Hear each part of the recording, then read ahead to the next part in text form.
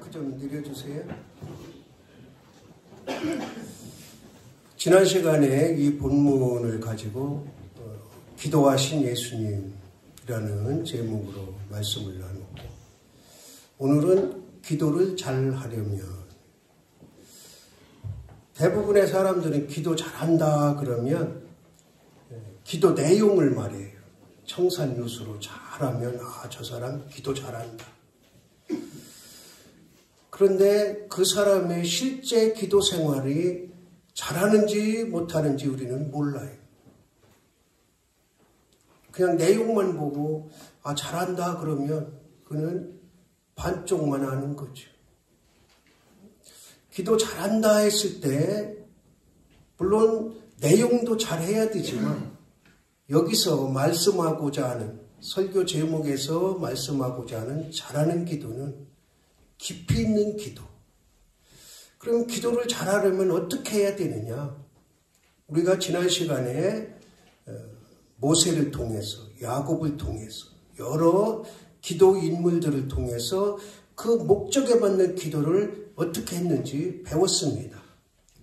야곱의 소원 기도, 모세의 중보적 기도, 한나의 태를 여는 기도, 다윗의 회개 기도, 히스기야의 생명 연장 기도, 에스더 예레미야의 나라와 민족을 위한 기도, 그리고 사무엘과 바울을 통해서 쉬지 않는 기도. 기도 잘하는 내용은 고민할 필요 없습니다. 주님이 가르쳐 주신 기도, 주기도만 잘 알면 이 세상에서 그 어떤 사람보다도 좋은 내용으로 기도하는 거예요. 우리가 그 주님이 가르쳐 주신 기도에 살을 조금 붙여서 기도를 하는 거지, 거기서 더 떠나지도 않고 감하지도 않는 게 기도인 거예요. 그러니까 나는 기도 잘 못해, 그런 소리는 통하지가 않는 거예요. 정말 나는 기도를 잘 못한다 그렇게 생각되면 그냥 성경책 펴놓고, 찬송책 펴놓고 제일 앞에 한 장만 넘기면 있잖아요. 주기도문은 그냥 읽으면 되는 거예요. 기도해야 되니까 눈을 감고 하면 더 좋지만, 주기도문을 외우지 못하면 그냥 보고 읽으면 돼요. 그러면 그게 아주 훌륭한 기도가 될 수 있습니다. 그러니까 나는 기도를 못해서 못해, 안 해, 이런 소리는 통하지가 않는 거예요. 누구나 기도를 잘할 수 있습니다. 그래, 잘하려면 이게 성경을 통해서 쭉 보니까 세 가지가 갖춰져야 돼요. 세 가지가. 기도를 잘하기 위해서는 세 가지가 갖춰져야 되는데, 먼저 따라합시다. 시간을 만들어야 된다. 많은 사람들은 시간 있으면 기도한다 그렇게 생각을 해요. 그런데 그건 잘못된 겁니다. 시간을 내서 기도해야죠. 시간이 있으면 기도하는 게 아니고, 시간을 기도하기 위해서 시간을 내야 돼요. 제일 좋은 기도 시간은 새벽 기도 나오는 게 제일 좋은데, 우리 교회는 새벽 기도 강조도 안 하지, 차운행도 안 하지. 그러니까 그게 좀 안타까워요. 그 여러분들이 내가 가장 방해받지 않고 긴 시간 기도할 수 있는 시간을 정해놔야 돼요. 이미 다 정해놓으셨는지 아멘 하는 분이 한 분도 없네. 시간을 정해놔야 된다니까. 나는 매일 기도할 수가 없어. 그러면 일주일에 한 번이라도, 두 번이라도 나는 요 시간에는 반드시 하나님 앞에 기도해야 된다. 정해놔야 돼. 그러면 그 시간은 기도할 수 있도록 성령님이 도와주십니다. 그런데 기도를 잘하는 전제는 뭐냐? 성령님의 도우심을 전제로 해야 돼요. 내가 아무리 세상적인 방법을 다 동원해도 성령님이 함께 동행하시지 않고 성령님의 도우심이 없이는 기도를 잘할 수가 없어요. 그냥 내가 내 뜻대로 하려고 하다 보면 시간을 정해놔도 사탄이 방해해요. 성령님이 도와주시지 않으면 기도하려고 가면은 누가 찾아온다든지 전화 온다든지 잡생각이 든다든지 기도를 못하게 한다는 거예요. 그 성령님이 전제로 도우심을 전제로 할 때 우리가 해야 될 일이 뭐냐? 시간을 정하는 거예요. 시간. 새벽기도 못 나와도 관계없어요. 어제 제가 이 주변에 목사 위임식하고 임직식이 있어서 권면을 했어요. 이제 임직하는 분들에 대한 권면. 그 권면을 뭐를 했느냐? 그냥 제가 여기 와서 25년 동안 가르친 거 예배에 빠지지 말고 잘 드려라. 기도 그리고 나서 우리 교인들한테는 기도방을 만들라고 내가 훈련시키고 교육시켰다. 여러분들 기도방 만들어라. 기도방을 만들어요. 그래야 시간을 낼 수가 있어요.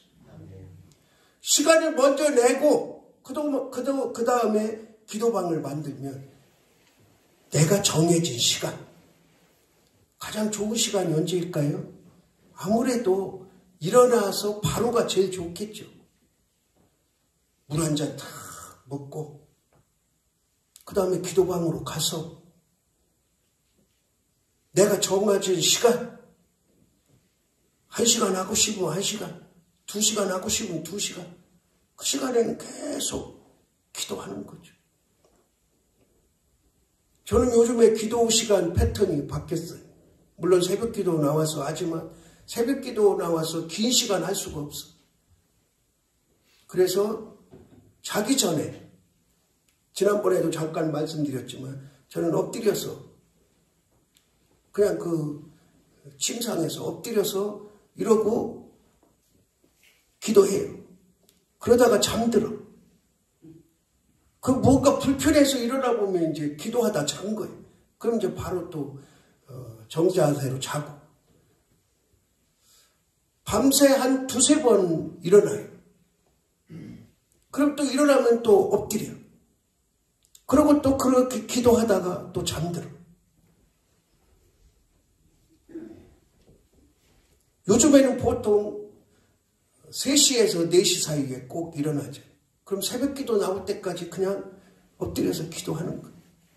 그러니까 새벽기도 나와서 긴 시간 하지 못하니까 하나님께서 그렇게 저한테 기도할 시간을 주시더라고요.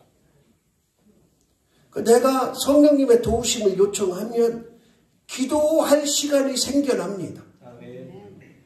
몸이 10개가 모자란 사람도 기도할 시간이 생겨납니다. 그러니까 시간을 정해야 돼. 기도를 깊이 하고 잘하려면 시간을 정해야 돼. 그리고 아까 말씀드린 대로 그냥 아버지만 불러도 돼요. 하나님만 불러도 돼요. 하나님은 우리의 속사정을 너무너무 잘하십니다. 주절주절 얘기 안 해도 돼요. 그냥 하나님 그러다가 밝아지면 주기도문 읽고 그게 기도인 거예요. 어렵지 않잖아요. 시간만 있으면 기도할 수 있다는 거예요. 시간이 없어서 시간을 안 만들어서 기도를 안 하고 못하는 거지. 내용 때문에 못한다. 이거는 하나님이 원하시는 게 아니에요. 저는 그동안에 이렇게 외부 활동을 하면서 자부심이 있는 뭐 이런 얘기하면 조금 그럴 수도 있지만 문갑종 장로님 대외적인 기도 전국에 소문났어요. 기도 잘한다고. 지난번에 2019년도에 이제 아들내미 여기서 결혼식 할 때 장로님이 이제 기도를 하셨어요. 근데 며느리 교회에서 그때 한 30-40명 만나 그런데 그 장로님이, 그 교회 장로님, 저하고 아주 자별하게 잘 지내는데 그 장로님이 이제 문갑종 장로님 기도문을 나한테 달래요. 그래서 장로님한테 그 기도문 있냐 그랬더니 컴퓨터에 저장돼서 있대요. 그래서 달라고. 그래서 보내줬어요. 그 교회 전체가 그 기도문을 가지고 공부를 했대요. 그런 기도도 좋지. 또 우리 서순례 장로님도 대적인 기도 잘한다고 소문났어. 전국 소문은 안 났어. 중남로에 소문났어. 제가 언젠가 말씀드렸잖아요. 아주 큰 모임에 갔어요. 큰 모임. 근데 거기서 어느 분이 기도를 하는데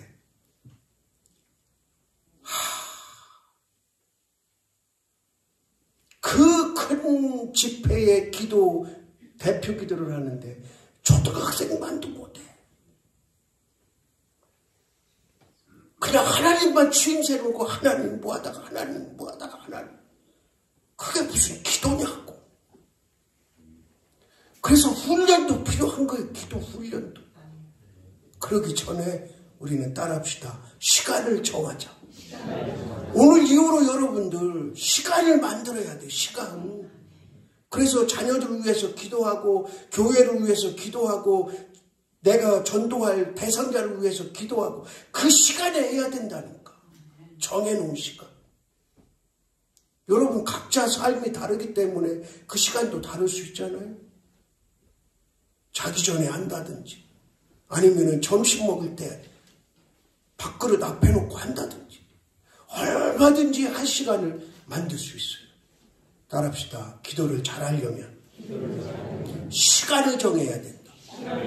그 두 번째로 장소를 잘 정해야 돼요. 장소를.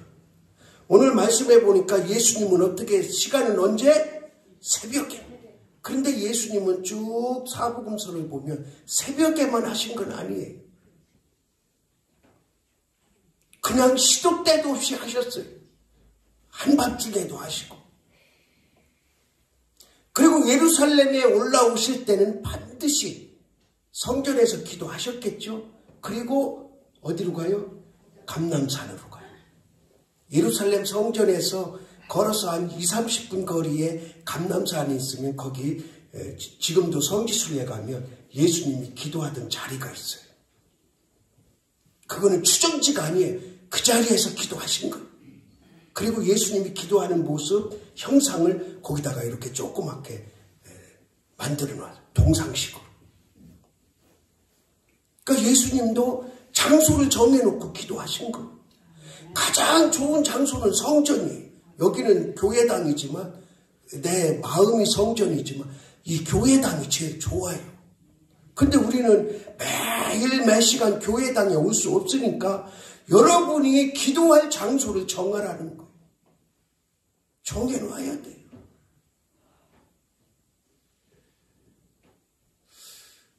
제가 바라기는 각 가정마다 기도방이 있기를 원합니다.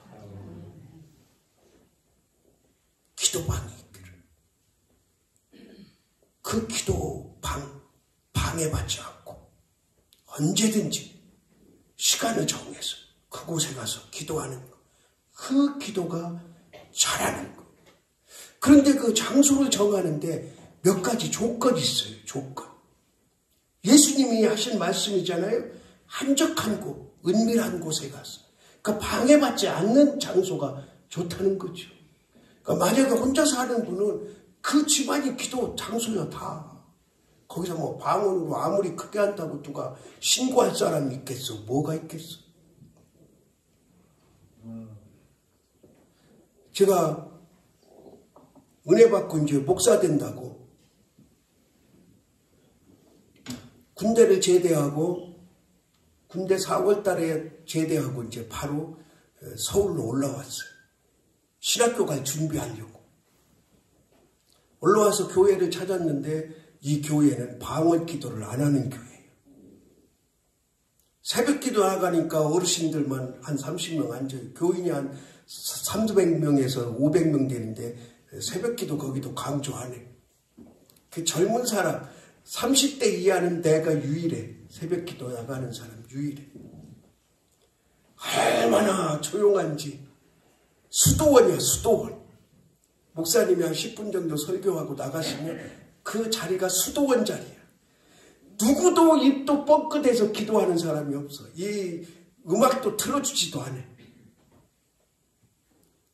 그러니까 속으로 답답해 미치겠는 거야. 시골에서는 서울에 올라오기 전에는 새벽기도 3시간 4시간 기도 방언으로 막 하다가 가니까 방언기도 할 수가 없어, 교회에서. 그래서 집에 와가지고 문만 열면 다 이렇게 사방이 집이잖아요.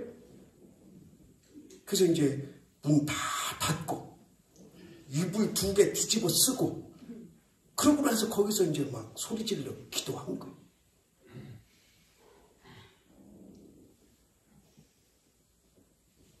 그러니까 은밀한 곳을 찾아. 그러다가 이제 한 일주일인가 2주 지났는데 안 되겠어요. 그래서 이제 새벽기도 끝나고 목사님은 나가시고 혼자 그때는 시골교회에서 하듯이 막 크게는 못하고 혼자 이제 저쪽 구석에 들어가려고 또 이렇게 들어가려고 들어가려고 한 요 정도로 한 거예요. 방언기도가 안 하면 안 되니까.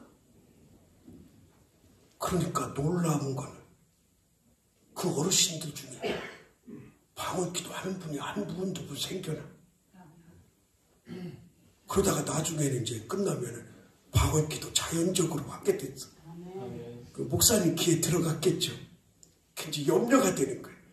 아, 너희놈 자식 어디 와서 이거를 교회 나가. 근데 목사님은 내가 그 교회에 나올 때까지 아무 말씀도 안 하셨어요. 제가 갑자기 준비도 하나도 안 됐는데 신학교 들어가서 12월 달부터 다른 교회 전도사 오라고 그래서 이제 갔더니 나중에 들리는 얘기가 그 담임 목사님이 3학년 되면 우리 교회 전도사로 쓰려고 그랬는데 아까운 인재 뺏겼다고 그러더래. 그러니까 그 목사님도 방언기도 하시는가 봐. 교회 분위기가 그래서 안 할 뿐이지. 그러니까 은밀한 곳을 여러분들이 기도 장소를 찾아. 예수님도 그러셨잖아요. 한적한 곳, 은밀한 곳. 그리고 또 뭐라고 그러셨어요? 골방에서 기도하라고 그랬잖아요. 골방에서. 그 방해받지 않는 장소가 중요한 거예요. 어디가 됐든. 그래서 예전에는 대부분이 이제 기도원에 가면 방해받지 않게 기도할 게 각 기도할 수 있는 기도실을 만들어 놓은 기도원들이 많았어요. 오살리 기도원 가면 지금도 그 당시에는 그냥 이 땅을 이렇게 파서 구이처럼 해놨지만 지금은 아주 기도원 한 사람 한 사람 기도할 수 있도록 조그맣게 집을 지어놨더라. 거기 전기도 꽂게 하고 방석도 갖다 놓고 얼마나 좋아졌는지. 시설은 좋아졌고 기도할 상황은 좋아졌는데 기도는 점점 줄어들어. 따라합시다. 나만의 기도 장소를 만들자. 그 다음에 세 번째는 방법이에요. 방법.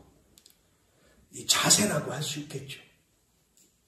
성경에 이렇게 인물들 기도한 자세를 보면 먼저 솔로몬의 기도. 솔로몬이 성전을 이제 지구상에 처음으로 성전을 지었잖아요. 그리고 나서 봉헌식 하는 날 솔로몬이 기도를 합니다. 그런데 어떻게 하고 기도해요? 열왕기상에 보면 손을 들고 여러분들 제가 이렇게 방언기도 하고 그러면서 일어나서 손을 드세요. 괜히 그냥 여러분들 귀찮게 하라고 그러는 게 아니에요. 저는 그 솔로몬의 성전 봉헌 기도를 좀 우리가 본받자. 얼마나 간절하게 기도했습니까? 손을 들고. 여러분들 가급적이면 이 자세가 왜 중요하냐? 집중을 하게 기도해야 하는데 집중을 하게. 그냥 이렇게 조금 펑펑짐하게 하고 하면 자꾸 잡생각 들고 기도가 빨리 끝나고 그러는데 만약에 손을 들고 내가 기도한다 그러면 이 손이 그래도 팔이 아파서 내려올 때까지는 집중할 거 아니야. 적어도 그 시간 동안. 그러니까 일어나라고 하고 손을 들으라고 하는 이유가 집중해서 기도하라는 거예요. 솔로몬이 왜 성전을 지어놓고 봉헌식을 하면서 손을 들고 기도했거예요? 그 이유는 성경에 나오지 않았어요. 근데 저는 그 성경을 주워가면서 솔로몬이 손을 어떻게 들었을까? 저는 이렇게 들었다고 봐요. 이렇게. 저는 손을 드는 세 가지 방법이 이렇게 하고 이렇게 하고 이렇게 해요. 이 세 가지로 손을 드는데 이렇게 할 때는 하나님의 도우심을 요청하는 거예요. 하나님, 내가 지금 이렇게 기도하니까 내가 기도하는 내용을 그대로 들어주시고 응답해 주십시오. 그리고 이렇게 하는 기도는 두 가지 의미가 있어요. 여러분들 향해서 축도하는 의미도 있고 또 하나 저 혼자 이렇게 손을 들고 기도하는 거예요. 항복의 의미, 항복. 복종의 의미. 사람들이 항복할 때 손을 이렇게 하잖아요.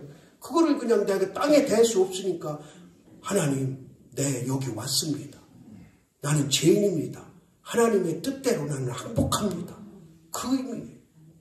그리고 이렇게 기도할 때는 이제 집중하려고, 팔이 아프지 않도록 여기다 기대고 집중하려고 이렇게 하고 기도하는 거예요. 이거는 성경에 없기 때문에 여러분들이 그대로 하라고는 못해요. 그러나 여러분들만의 기도를 집중할 수 있는 자세는 만들어야 돼요. 그냥 퍽퍽짐하게 앉아서 그 절대 집중할 수 없어요. 솔로몬이 손을 들고 기도했잖아요. 근데 엘리야가 기도를 해요. 엘리야. 얼마나 기도의 사람입니까? 그런데 엘리야의 기도를 보면 무릎 사이에 뭐를 넣었다? 머리를 넣었다. 제가 20대 때 이걸 해봤어요. 이렇게 해보려고 20대 때, 그때는 몸도 50kg 왔다 갔다 하고 그냥 뼈하고 근육만 있고 운동도 많이 해서 몸도 유연했어요. 그런데 안 돼요. 그래서 제가 엘리야는 이때 기도할 때가 할아버지였지만 아주 어려서부터 기도를 했구나. 근데 엘리야는 어려서부터 기도하는 집중은 어떻게 했느냐? 무릎 사이에 머리를 넣고 기도한 거예요. 왜? 집중하기 위해서. 지금 젊은 사람들 한번 해봐요. 요가 배우면 될 거예요. 요가 배우. 기도 잘하기 위해서 요가 배우는 거예요. 요가는 신앙적으로 맞진 않지만 이제 운동하고 기도 잘하기 위해서 한번 배워보는 거예요. 내가 그 젊었을 때 요가라는 게 있었으면 나는 배웠을 거예요. 그 기도를 한번 해보기 위해서. 그 자세가 이렇게 중요한 거예요. 그 다음에 예수님이 어떻게 기도하셨냐? 따라합시다. 얼굴을 땅에 대시고 엎드려 기도하셨다. 그러니까 그 감난산에 가면 자세가 이렇게 돼 있어요. 무릎 꿇고 엎드려서 이렇게. 예수님도 자세를 그냥 아무렇게나 하신 게 아니고 얼굴을 땅에 대시고 엎드려서 기도하신 거예요. 제가 누차 말씀드리지만 저 어렸을 때는 반드시 무릎을 꿇어야 되고 손을 이렇게 앞으로 모아야 되고 고개를 숙여야 되고 눈을 감아야 되고 이게 기도의 자세였어요. 무릎 꿇고 기도하다가 이제 발이 저리거나 이래서 우리는 뭐 어렸을 때는 오래도 안 하지만 잠시 이렇게 양반다리로 풀고 그러면 뒤에서 선생님이 딱 어깨를 쳐요. 똑바로 기도해 이놈아. 그렇게 자랐어요. 그러니까 우리가 기도를 집중하고 잘하려면 따라합시다. 자세를 가져야 됩니다. 나만의 집중할 수 있는 자세를 오늘부터 만드시기 바랍니다. 그냥 펑퍼짐하게 하지 말고 때로는 손도 들고 기도하고 여러분이 정말 집중해서 하나님이 내가 이런 자세로 기도하면 들으시겠다 하는 그런 자세를 한번 만들어서 하나님께 열심히 기도하고 하나님께서 응답하시는 놀라운 은혜가 우리 가운데 있기를 주님의 이름으로 바랍니다. 하나님 아버지, 우리는 기도를 잘해야 됩니다. 그냥 대충 하는 신용이나 내는 기도 하나님은 듣지 않으십니다. 오늘 배운 대로 방법도 장소도 시간도 잘 정해서 하나님이 들으실 기도를 올리는 우리 모두가 되게 하옵소서. 예수 그리스도의 이름으로 기도드리옵나이다. 아멘.